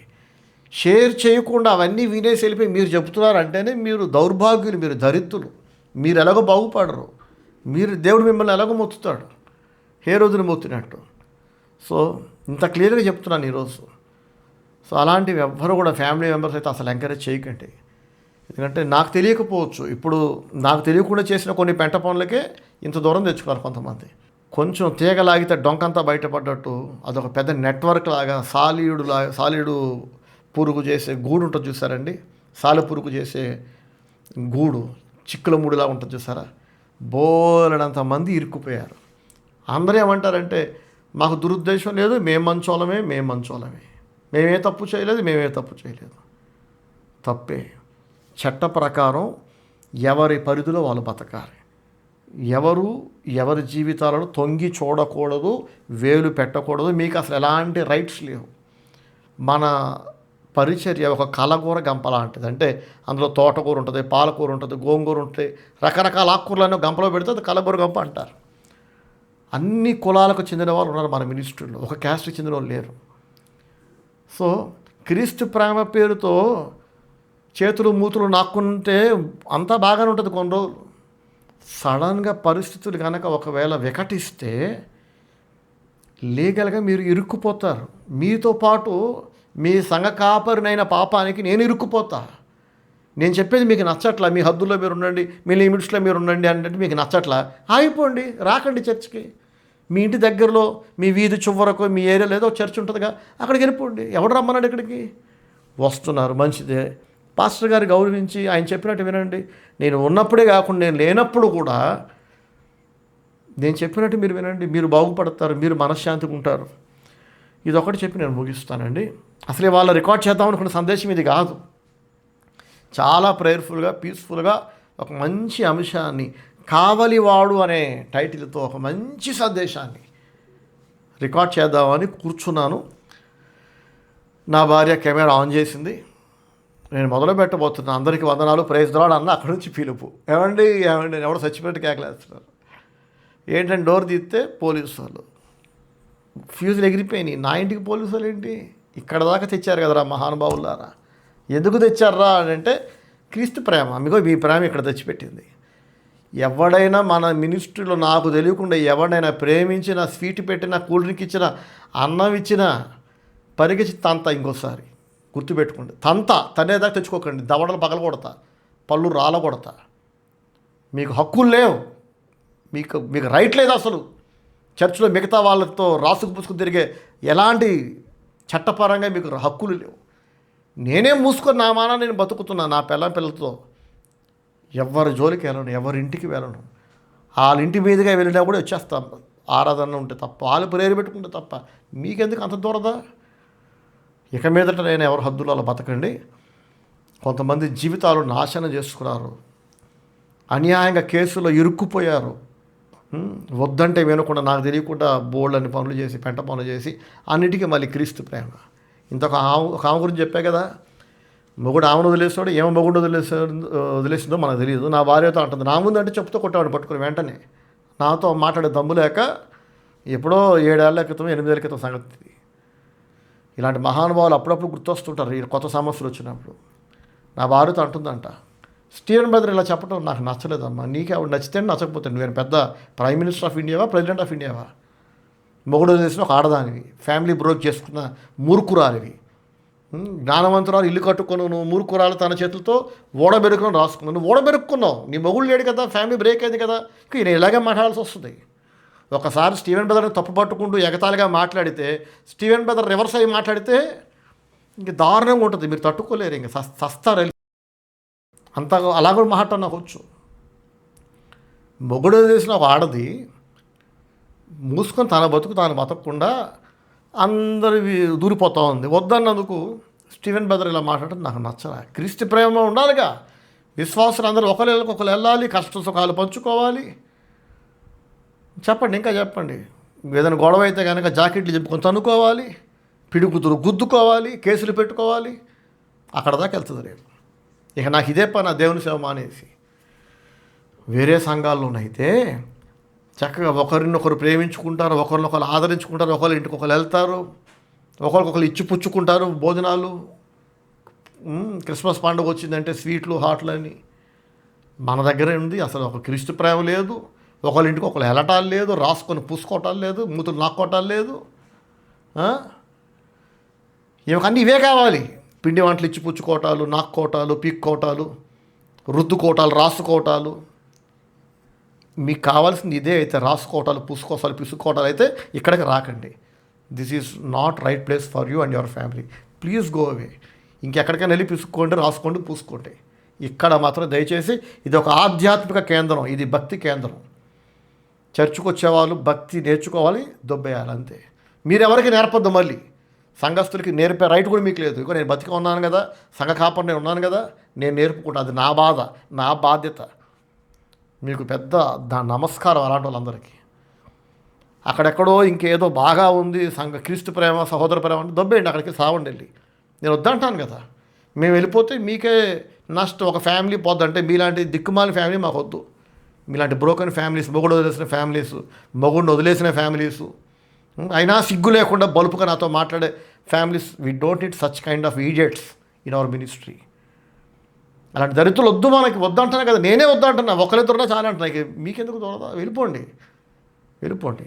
మీకు నచ్చిన చోటకి వెళ్ళండి, రాసుకొని పూసుకొని ఏమేం చేసుకోండి. తర్వాత నా భార్య చెప్తే, మరి నువ్వేం అనలేదా అని అంటే, నేను గట్టిగా ఇచ్చేసాను ఆమెకి, మర్యాద లేకుండా మొహం మార్చుకుని వెళ్ళిపోయింది. మరి సమతా సిస్టర్ ఇలాగే అంటారు. కొంతమంది నా భార్య మీద పడి ఏడుస్తుంటారు, సమతా సిస్టర్ అలా అంది ఇలా అందని. సమతా సిస్టర్ మీతో ఎంత ర్యాష్గా మాట్లాడిందంటే దానికి ముందు మీరే మాట్లాడారు. ప్రతి యాక్షన్కి ఈక్వల్ రియాక్షన్ ఉండి తీరుతుంది ఖచ్చితంగా. తేడాగా మాట్లాడితే డబల్ తేడాగా మాట్లాడమని నేనే చెప్పాను ఆమెకి. మర్యాదస్తులతోనే మర్యాద లేని పొరబోకులకి మర్యాద ఏంటి? నా భార్య ఎందుకు ఇస్తుంది? ఆమె ఎవరితోటైనా తేడాగా ర్యాష్గా మాట్లాడిందంటే అవతల ఉన్న పురుషుడైనా స్త్రీ అయినా వంకరగా మాట్లాడితే డబల్ ఇస్తుంది ఖచ్చితంగా. శభాష్ అని చెప్పాను ఆమెకి. సో అవతల వాళ్ళు మనతో మర్యాదగా మాట్లాడాలనుకున్నప్పుడు ముందు మనం మర్యాదగా మాట్లాడాలి కదా. 2 ఏళ్ల క్రితం, 5 ఏళ్ల క్రితం ఒక వీధిలో ఒంటికన్ను రాక్షసుడు ఒకడు ఉండేవాడు. ఒంటికన్ను రాక్షసుడు అంటే నిజంగా రాక్షసుడు కాదు, వాడి రాక్షస బుద్ధి. ఒక కన్ను పోయింది, ఆ పోయిన కన్ను ప్లేస్లో గాజు కన్ను పెట్టించుకున్నాడు. రిటైర్ అయిపోయాడు. పిల్లలు లేరు, పుట్టి చచ్చిపోయారు. భార్య అతను. పిల్లలు లేరు కదా, ఏం తోచట్లేదు వీడికి.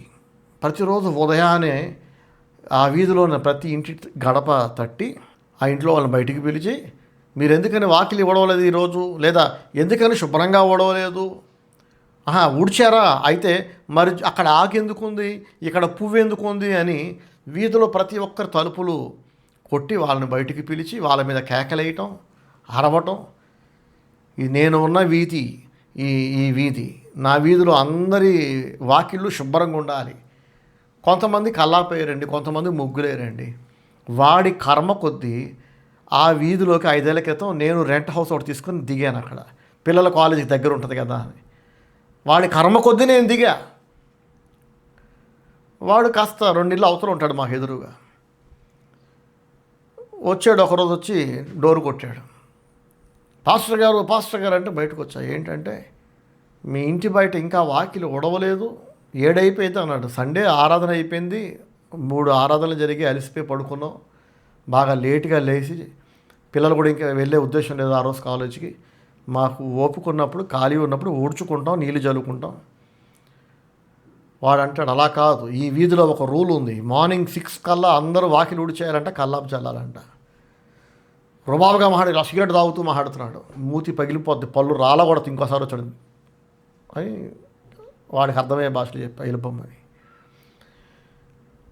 కోపంగా వెళ్ళిపోయాడు. మళ్ళీ సాయంకాలం వచ్చాడు. సాయంకాలం కూడా ఓడవాల్సిందే అంటాడు. మంచి చెప్తే వినట్లా. ఈ ఏరియా అంతా నా ఆధీనంలో ఉందని వాడితో పాటు ఇంకో రిటైర్ అయిపోయిన నలుగురు కుంటోళ్ళని గుడ్డోళ్ళని పోరంబోకి ఎదవలు వేసుకొచ్చాడు ముసలి బ్యాచ్ని. ఒక్కడికి తినగా నిలబడటం చేత కావట్లా. నేనేం కొత్తగా వచ్చాను అక్కడికి. అరిస్తే వినట్లా, నేను కూడా తిరిగి అరిస్తే వినట్లేదు వీడు. ఆ వీధులు అందరూ ఆ నోరికి భయపడి జరిసి ఊరుకుంటాడు వాడు రౌడీజానికి. వెంటనే పోలీస్ స్టేషన్కి వెళ్ళి పోలీస్ కంప్లైంట్ ఇచ్చి నేను నా భార్య అక్కడే కూర్చొని అరగంటలో వాడి ముసలి ఫ్రెండ్స్ అందరినీ పిలిపించాను అక్కడికి. ఆ సిఐ గారు, 2 ఎస్ఐలు ఉన్నారు, వాళ్ళు ఆ ఒంటికని రాక్షసుడిని వాడి ఫ్రెండ్స్ని పిలిస్తే వాడికి సపోర్ట్ ఎక్కువ ఉంది, లోకల్గా స్థానికుడు కదా వాడు. వచ్చాడు. నేనేమన్నానండి, వాకిలి శుభ్రంగా పెట్టుకోమనే కదా నేను చెప్పింది అంటాడు వాడు. 6 కల్లా ఊడ్చుకుంటే వాళ్ళకే మంచిది కదా, కల్లాపు చల్లుకుంటే వాళ్ళకే మంచిది కదా. అప్పుడు వీధిలో అన్ని ఇళ్ళు శుభ్రంగా వాకిలి ఉడిచేసి కల్లాపు చల్లేసి శుభ్రంగా ఉంటే చూడడానికి ఎంత బాగుంటుందంటే అప్పుడు 2 ఎస్ఐలు చెప్పారు, మరి ఊడ్చేసే నువ్వే వెళ్ళి, నీకు నచ్చినట్టు ఊడ్చుకోరా వెళ్ళి, వాళ్ళని ఎందుకు డోర్ కట్టి డిస్టర్బ్ చేస్తున్నావు, నీ పెత్తనం ఏంటి, నీ రుబాబు ఏంటి, నీకు నచ్చినట్టు 6 కల్లా నువ్వే ఊడ్చేసి నువ్వే కల్లాపు చేయలేదు, నీకు ఎలాగో పని పట్టలేదుగా. బిజీగా ఉన్నవాడు ఎవడైనా అందరు డోర్లు కట్టి విసికెత్తాడో చెప్పండి, వీడికి పని లేదు. ఇప్పుడు ఇంత చెప్పాను చూడండి, పీకలోతు లీగల్గా కేసులు ఇరుక్కుపోయారు. పని లేని వాళ్ళు ఇలాంటి పనులు చేస్తుంటారు.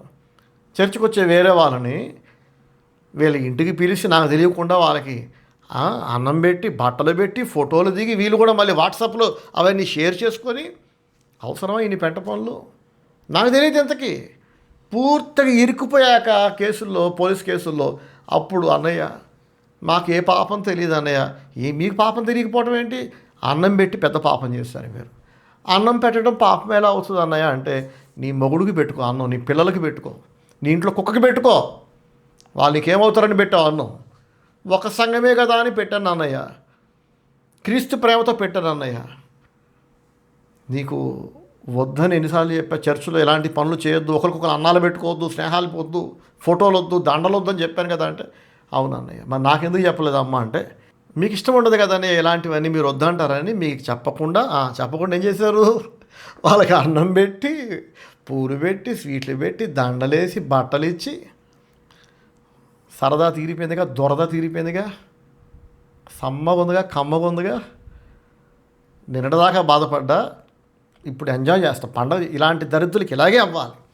నేను వద్దు అన్నాక నా మాట వినకుండా పోరంబోకు పనులు చేస్తారు చూడండి, అన్నం పెట్టి స్వీట్లు పెట్టి బట్టలు పెట్టి పెంట పనులు. ఇట్లాంటి వాళ్ళకి ఇలాగే అవ్వాలి, ఇలాగే అవ్వాలి. దేవుడు గొప్ప దేవుడు, రియల్లీ గాడ్ ఈజ్ గ్రేట్. ముసలి బ్యాచ్తో పోలీసు వాళ్ళు అన్నారు, నీది నువ్వు కడుక్కోరా ఎదవా అని తిట్టారు. ఏమన్నారు చెప్పండి, నీది నువ్వు కడుక్కో. పోలీసు భాష ఇంకా దారుణంగా చెప్పారు, నేను సింప్లిఫై చేసి డీసెంట్గా షార్ట్గా చెప్తేనే ఇలా ఉంది.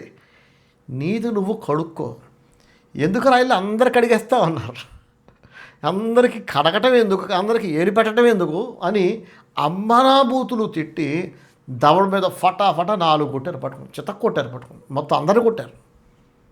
అక్కడ దాకా తెచ్చుకున్నారు వాళ్ళు. ఈ రోజు నుంచి ఎవరి ఇంటి దగ్గరికి వెళ్ళి ఎవరు వాకిలి ఓడవటం కానీ కల్లాపు జరగటం కానీ, మొత్తం అందరిని అందులో కొడుకుంటాడు, కర్రేసుకుని నడుస్తుంటాడు వాడు, నిలబడలేడు కనీసం. వీడు కూడా బాబు మళ్ళీ వాకిలి ఓడవాలి కల్లాపు జల్లాలని. వాడి కర్మ కొద్దీ, వాడి కర్మ కాలి, వాడి పాపం పండి ఆ వీధిలో నేను దిగా, చుక్కలు చూపించాను వాడికి. బతుకులో మళ్ళీ ఇంకోసారి ఎవరి జోలికి వెళ్ళకుండా. నా ప్రియ సహోదరి సహోదరులారా, పోలీసు వాళ్ళు తంతే తన్నేరాలని తిడితే తిట్టారు కానీ బాగా తిట్టారుగా. నీది నువ్వు కడుక్కో, నీ సావు నువ్వు సావు, నీ పని నువ్వు చేసుకో, నీకెందుకు అందరి విషయాలు.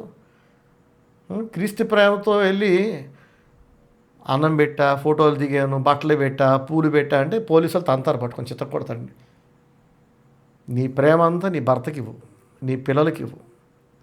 పురుషులకైతే నీ ప్రేమ, నీ తెలివి, నీ సమయం నీ భార్య పిల్లలకు పంచు, చర్చిలో వాళ్ళకి పంచొద్దు.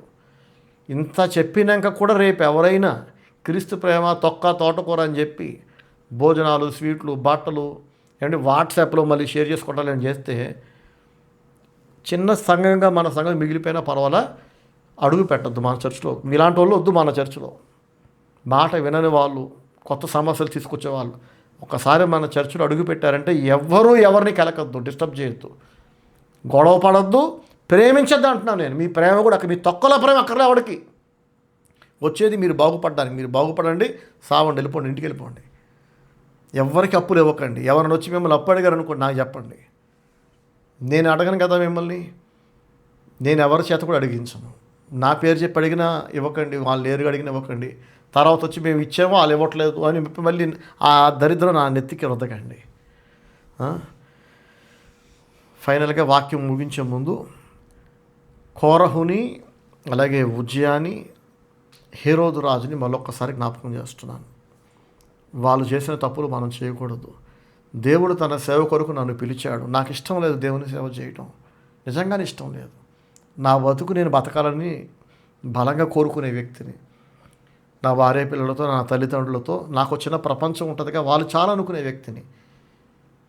ఎక్కువగా మాట్లాడని వ్యక్తిని. నేను అందరితో మాట్లాడే అంత ఇష్టం ఉండదు నాకు. దగ్గర వాళ్ళతోనే ఎక్కువ మాట్లాడతా. కానీ దేవుని సేవ అంటే అలా కాదు కదా. రకరకాల మనుషులు, వేరు వేరు కులాలు, వేరు వేరు బ్యాక్గ్రౌండ్స్. ఇప్పుడు చూడండి, ఎంతసేపు బాధపడుతున్నాను కదా. దాదాపు నెలన్నర తర్వాత నేను వాక్యం చెప్తామని కూర్చుంటే తలస్నానం చేసి ఏసీ ఆన్ చేసుకొని పోలీసు వాళ్ళు ఇంటికి వచ్చి మీ స్టేట్మెంట్ కావాలంటే ఎంత చిరాకుగా ఉంటుంది చెప్పండి. నేను చెప్పాలనుకున్న వాక్యం అసలు చెప్పలేదు ఈరోజు. ఇంకోటి ఏదో చెప్పుకుంటూ వచ్చా. నా వరకు నేను దీవించబడుతున్నాను, నా కుటుంబం దేవుడు దీవిస్తున్నాడు. అన్నయ్య ఎందుకు నా ప్రార్థన దేవుడు వినట్లేదు, ఎందుకు నాకు నెమ్మది ఇవ్వట్లా, నా పని ఎందుకు సఫలం అవ్వట్లా, నేను ఏది మొదలెట్టినా మట్టిపాలైపోతుందంటే ఇదొకటి.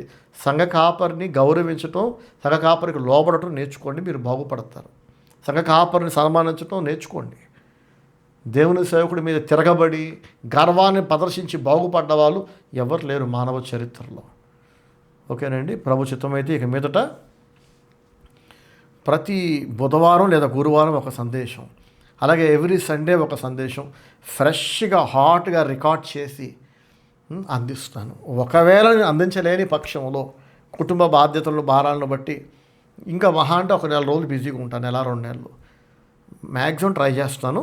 ఒకవేళ నేను అందించలేకపోతే ప్రీవియస్ ఇయర్స్లో, లాస్ట్ 10 ఇయర్స్లో రికార్డ్ చేసిన సందేశాలు నేను పెడతా. బాగుపడాలనుకున్న వాళ్ళు వినండి, డేట్ చూడకండి. వాటికి మ్యానుఫ్యాక్చరింగ్ డేట్ అని, ఎక్స్పైరీ డేట్ అని దేవుని వాక్యానికి ఉండదు. కొన్ని వేల సంవత్సరాల క్రితం రాయబడ్డ గ్రంథాలు ఇంకా ఎందుకు చదువుతున్నాం? రాయించింది దేవుడు కనుక వాటికి కాలం ముగిసిపోవటం అనేది ఉండదు, ఎక్స్పైరీ డేట్ అనేది ఉండదు. అలాగే ఈ సందేశాలు దేవుడు చెప్పించిన సందేశాలు, నా తెలియతున్నాయని చెప్పినవి కాదు. కాబట్టి అవి ఎన్నిసార్లు విన్నా, నేను కూడా వింటాను. నేను చెప్పిన సందేశాలు నేను మొత్తం వింటా, నన్ను ఆదరిస్తుంటా నేను చెప్పిన సందేశాలు, ఎందుకంటే అది వాక్యం కనుక నేను బలపడుతుంటా. కాబట్టి మొత్తం వినండి. విన్న సందేశాలు యాజ్ ఇట్ ఈజ్గా షేర్ చేయండి. మీరు ఏలుబెట్టి మళ్ళీ కెలకద్దు. మీరు సొంత తెలివితేటలు వాడేవి మీరు కాపీ కొట్టకండి, మీరు నాశనం అయిపోతారు అనవసరంగా. ఓకేనా? అందరికీ వందనాలు. God bless you all. Praise the Lord. Amen.